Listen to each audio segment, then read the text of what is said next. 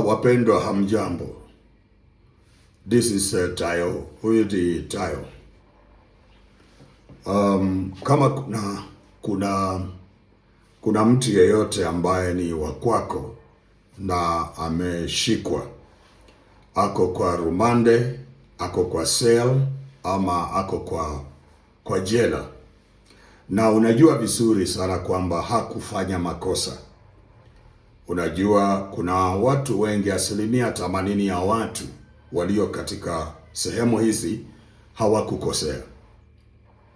Mnajua vizuri kuna manipulation kubwa, mchanganyo wa kiroho unaoendelea kusababisha watu kuumia.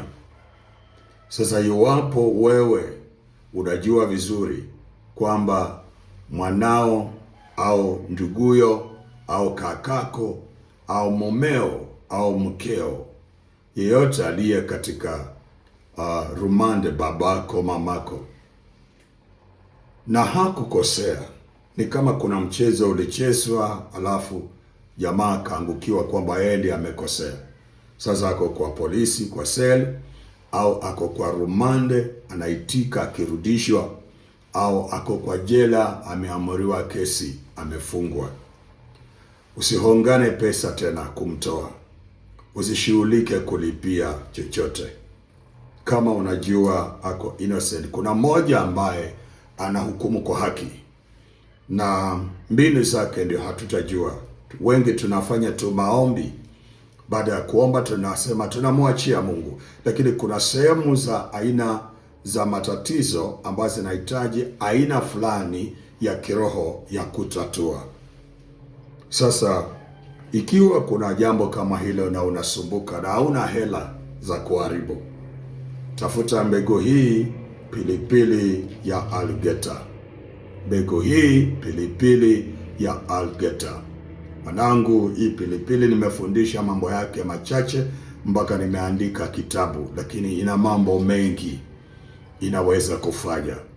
Pilipili hii si kawaida. Basi tafuta hii, alafu unapoenda kumtembelea, kuna wakati mnatembelea wale watu. Ukienda kumtembelea, saa zingine mnapotembea mnapelekanga vyakula, kitu fulani ambazo hawapati kule katika prison. Wewe unatembea navyo vyakula, inaruhusiwa. Unaenda alafu unampatia. Basi uende uhakikishe umebeba hii. Ukishafika hii, yeye mpatie, na awe anajua kutumia vile nimefundisha vizuri zangu nyingi, ajue kutumia. Atakapoomba na mbegu 7 za algeta, na kama hakufanya lolote, wiki moja haitaisha akiwa hapo ndani. Wiki haiishi. Mimi Tayo sijui vile itafanyika, lakini najua kwamba haiishi wiki.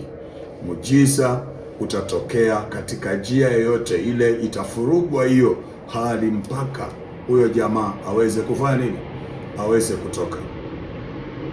Mnajua sana, hii ni michezo ambayo imechezwa na watu wengi.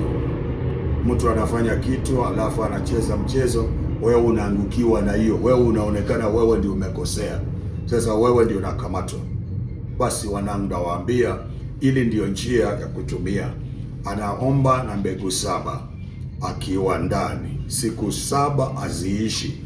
Tayo nimekuambia atatoka. Asante. Jisaidie na hii njia ya kiroho. Mungu atakubariki pia.